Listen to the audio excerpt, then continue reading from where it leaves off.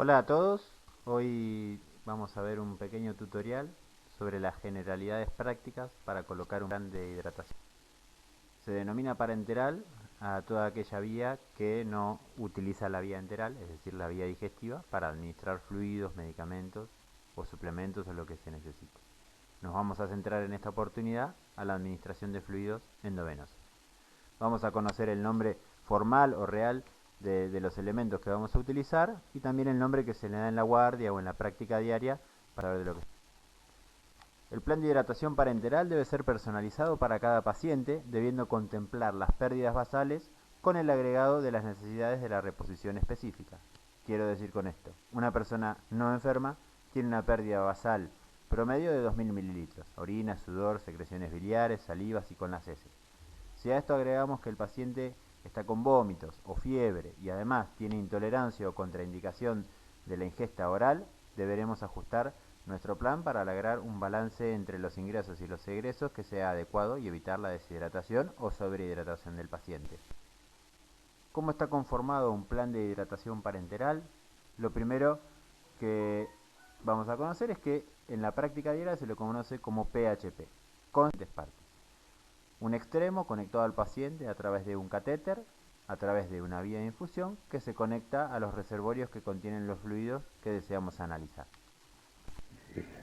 El catéter de infusión endovenosa se lo conoce en la práctica diaria, se lo denomina como Avocat, que era la marca de los primeros catéteres que aparecieron. El nombre correcto es catéter de infusión endovenosa, pero se lo conoce generalmente como Avocat. El Avocat está constituido por un teflón que corre sobre un trocar metálico con una cámara posterior y un tapón.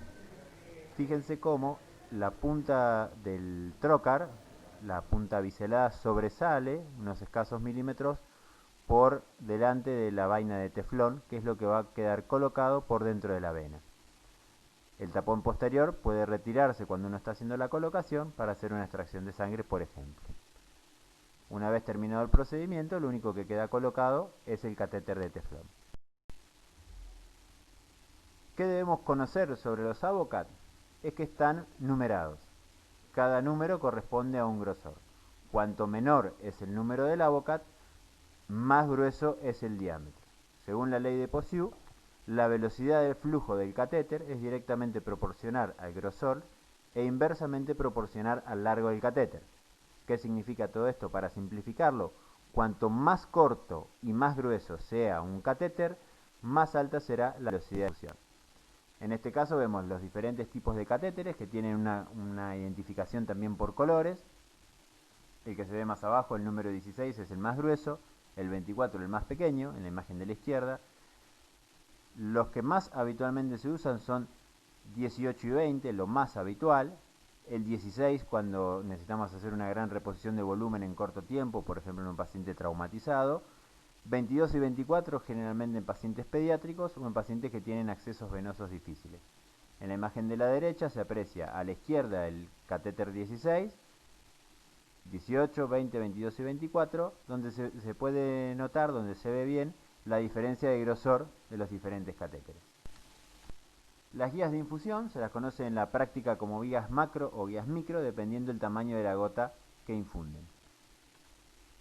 Para indicar la velocidad de infusión, siempre se indica la cantidad de gotas por minuto que deben caer o pasar. Es importante recordar que para indicar la velocidad de infusión en un plan de hidratación parenteral debemos utilizar las gotas por minuto, generalmente. En este caso, en la imagen vemos una guía de infusión completa. En el extremo izquierdo de la imagen podemos apreciar el spike o la punta donde se introduce al reservorio de la solución, la cámara de goteo por debajo, el regulador, el push o tubuladura y el extremo que se conecta al catéter.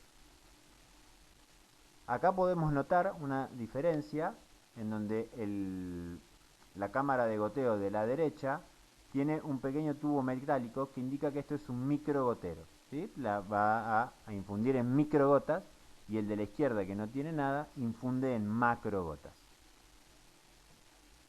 En esta imagen, en la imagen de la derecha, observamos cómo se puede colocar una jeringa con una aguja para pasar medicación, una dosis de cualquier fármaco, lo que necesitemos, lo que se llama por tubuladura o embolo, es decir, que pasa directamente al torrente sanguíneo.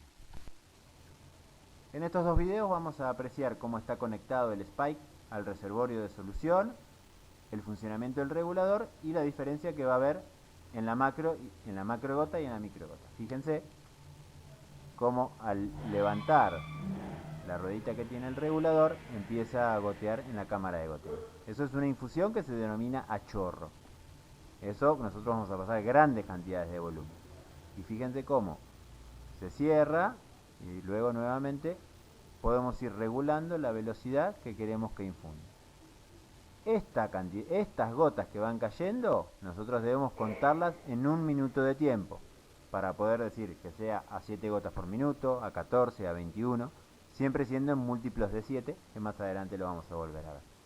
Lo mismo sucede con el microgoteo. Fíjense la diferencia que existe en el tamaño de la gota. Fíjense que lo mismo, vuelvo a utilizar el regulador que posee la guía de infusión y ahí empieza a gotear la microgota. La cantidad de gotas por minuto se expresa siempre de la misma manera. Lo único que hacemos es aclarar. Si es microgotas, ponemos microgotas por minuto. Cuando uno no aclara, se da por sentado que son macrogotas. Lo mismo, puede pasar el microgoteo a chorro o a gotas por minuto. Se nota en lo que vimos en los videos que la cantidad en unidad de tiempo que va a pasar en el microgotero va a ser menor que la cantidad que va a pasar. Los fluidos que vamos a utilizar generalmente vienen en un sachet o envase. En la guardia o en la práctica diaria se los denomina como Baxter, que era la marca de los primeros sachets que aparecieron. Lo que más habitualmente se utiliza es la solución fisiológica al 0,9%, solución dextrosa al 5% y una solución de Ringer lactato que es un cristaloide. Hay más tipos, hay más concentraciones, hay diferentes presentaciones, pero básicamente estas son las tres más habituales. Para los objetivos también de este tutorial, todos los Baxter traen 500 mililitros, que también hay excepciones. Pero para poder hacer los cálculos como corresponde, todos los Baxter traerán 500 mililitros de solución. En la izquierda vemos dos presentaciones diferentes de lo mismo, un envase plástico y un envase flexible de solución salina de cloruro de sodio. En el medio, una solución de dextrosa al 5% y a la derecha una solución de Ringer lactato. Los colores también son identificatorios. En la parte inferior de los sachets es donde se inserta el spike de la punta. Vamos a pasar ahora a la parte más práctica. Siempre que indiquemos un plan de hidratación para un paciente, tenemos que definirlo en un plazo de 24 horas. Siempre en 24 horas. Si tenemos que indicar que queremos pasar 2 litros, 1,5 litros, o 3,5 litros, o lo que mejor se adecue, siempre tiene que ser en 24 horas. Dejando fija la cantidad de tiempo en donde nosotros queremos pasar nuestro plan, aumentando la cantidad de gotas en 1 minuto, vamos a aumentar la cantidad. Debemos conocer ahora algunas fórmulas que nos van a facilitar la indicación del plan de hidratación. El primer dato importante es saber que un Baxter de 500 mililitros va a pasar en 24 horas si ponemos un goteo de 7 macrogotas por minuto, ¿sí? Quiere decir que si cada minuto caen 7 macrogotas, el paciente va a recibir 500 mililitros por día en 24 horas, ¿sí? Es importante. 500 mililitros a 7 macrogotas pasan en 24 horas. Dijimos que los planes de hidratación parenteral se calculan siempre en 24 horas. Por lo tanto, como mencionábamos recién, si queremos pasar más fluido, tenemos que aumentar el número de gotas por minuto. Una forma fácil de calcular los goteos es teniendo en consideración que si un Baxter trae 500 mililitros y pasamos a 7 gotas, va a tardar 24 horas en terminarse. Si nosotros aumentamos la cantidad de gotas, aumentamos la cantidad de fluido. Para hacer el cálculo, lo primero que tenemos que tener en claro es cuántos fluidos queremos pasar en total en 24 horas. Una vez que tenemos claro eso, esa cantidad la transformamos en números de Baxter que queremos pasar. Multiplicamos el número de Baxter que queremos pasar por el número 7 Y el resultado de esa cuenta nos indica la cantidad de gotas por minuto para pasar el total de volumen en 24 horas. Vamos a ver un ejemplo. Queremos hacer un plan de hidratación de 2500 mililitros en 24 horas o 2500 mililitros día. Si cada Baxter trae 500 mililitros, haciendo la cuenta sabemos que tenemos que pasar 5 Baxter en 24 horas. Si a 7 macrogotas pasa un Baxter en 24 horas, multiplicando el número total de Baxter nos indicará la cantidad de gotas total. Quiere decir que haciendo 7 por el número de Baxter, que en este caso es 5, nos dará un goteo de 35 macrogotas por minuto. A 35 macrogotas por minuto pasamos 2500 mililitros en 24 horas. Algunos ejemplos. 1500 mililitros por día son 3 Baxter, 3 por 7, 21, 21 macrogotas. Un plan de 3000 mililitros son 6 Baxter a 42 macrogotas por minuto. Y un plan, por ejemplo, amplio de 4500 mililitros por día son 9 Baxter, son 7 por 9, 63 macrogotas por minuto. 4500 dividido 500 que trae cada Baxter nos da el número total de Baxter que necesitamos pasar. En la hoja de indicaciones del hospital debemos escribir. Lo que acá vemos en rojo es algo que queda siempre fijo. Ponemos PHP, que significa plan de hidratación parenteral, indicamos la cantidad de gotas por minuto de el fluido que queramos pasar y podemos pasar alternado con otro tipo de fluido. Por ejemplo, se puede alternar un Baxter de solución fisiológica salina, donde nosotros le aportamos al paciente agua y electrolitos, alternado, es decir, pasa uno y uno, con una solución dextrosa para continuar aportándole agua y además aportarle glucosa al paciente. Supongamos que está en ayunas, le vamos a poder dar glucosa. En el segundo renglón vemos que indica plan de hidratación parenteral, 35X con un apóstrofe, que es como se abrevia gotas por minuto de solución fisiológica alternado con solución dextrosa. En este caso significa que vamos a pasar 2500 mililitros en total, 5 Baxter, en 24 horas. 3 de solución fisiológica y 2 de solución dextrosa. Al principio de la presentación dijimos que existían guías con macrogotero y guías con microgotero. Es importante saber también, es importante recordar esto, que una macrogota equivale a 3 microgotas. Es decir, una gota grande, 3 gotas chiquititas. ¿Por qué vamos a usar un microgotero? En la sala de cirugía nosotros vamos a encontrar que están pacientes en posoperatorio, muchas veces en un posoperatorio inmediato, que van a tener dolor. Podemos utilizar, por ejemplo, el ketorolac, que es un AINE común, que viene en ampollas de 30 miligramos cada una, con una dosis máxima de 90 miligramos. El analgésico lo podemos indicar a cada lapso regular, es decir, cada 8 horas, o hacer una dosis de infusión continua para lograr una dosis de mantenimiento. Entonces esto lo que vamos a hacer se llama un paralelo al plan de hidratación parenteral. En este caso lo que podemos hacer es diluir la dosis total de medicamentos por día, es decir, en 24 horas, en 500 mililitros de solución. Y tenemos que indicar a qué gota pasa. Entonces lo que vamos a hacer es indicarlo de la siguiente forma. Este paciente tiene indicado un plan de 2000 mililitros diarios más el paralelo de la medicación. Entonces en la hoja de indicación escribimos, primero, plan de hidratación parenteral a 28 gotas por minuto, solución fisiológica alternado con solución dextrosa. En paralelo, 3 ampollas de ketorolac, la dosis máxima, diluido en 500 mililitros. ¿A qué goteo tendría que pasar? A 7. ¿Por qué motivo ponemos nosotros en microgotas? Por una medida de seguridad. Los pacientes generalmente tocan los reguladores o los familiares o cuando el paciente se levanta al baño. Nosotros sabemos que en microgotas la velocidad de flujo suele ser menor, es decir, que va a tardar más tiempo en pasar. Entonces nos da cierta seguridad que el paciente no va a tener un pico de dosis del medicamento.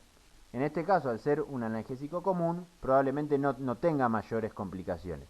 Pero si tuviéramos diluido un opiáceo, por ejemplo la morfina, podría sufrir el paciente una depresión respiratoria. Entonces esto es una forma de proteger o de evitar una sobredosificación de medicamentos de gota. Una pequeña reseña para comentarles que existe una forma de infundir fluidos que es a través de una bomba de infusión. La bomba de infusión no se configura en gotas por minuto, sino que lo hace en mililitros hora. Sabiendo una pequeña equivalencia, nosotros rápidamente vamos a poder configurar la velocidad de infusión de una bomba.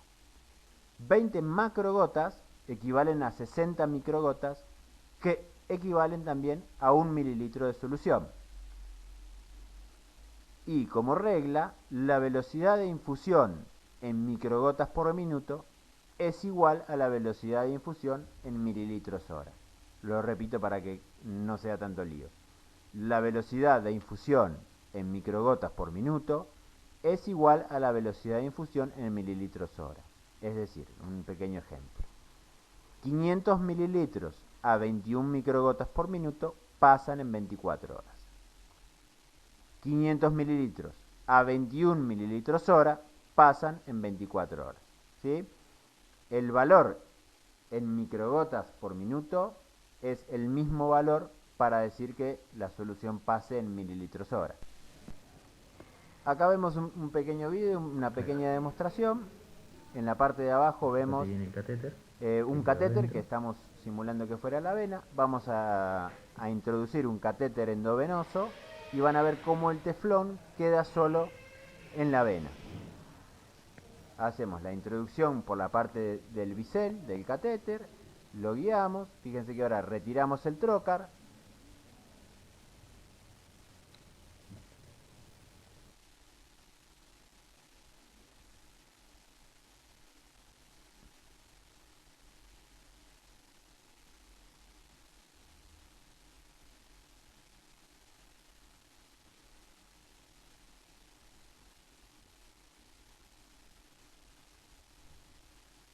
Bien, lo volvemos a repetir. Se introduce el catéter en la vena, se retira el trocar, queda solamente la parte del teflón. Por el conector que tiene el catéter de teflón se conecta el extremo de la guía de infusión, que está conectado a un sachet de solución fisiológica que está con un poquito de colorante para que se vea. Y fíjense cómo cuando abro el regulador, cómo empieza a fluir el fluido por dentro de la manguera. ¿Ven? Hace un poquito de turbulencia y todo, está pasando rápido. Lo que queda adentro de la vena es solamente el teflón. ¿Sí? Esto se fija con una cinta a la piel. Aquí es la parte que ingresa a la vena y por detrás está por afuera del paciente. Ante cualquier duda me pueden escribir por mail o a través del entorno, o como ustedes quieran, estoy a disposición. Es un tema para charlarlo, para analizarlo, pero cualquier cosa que necesiten me escriben. Muchas gracias.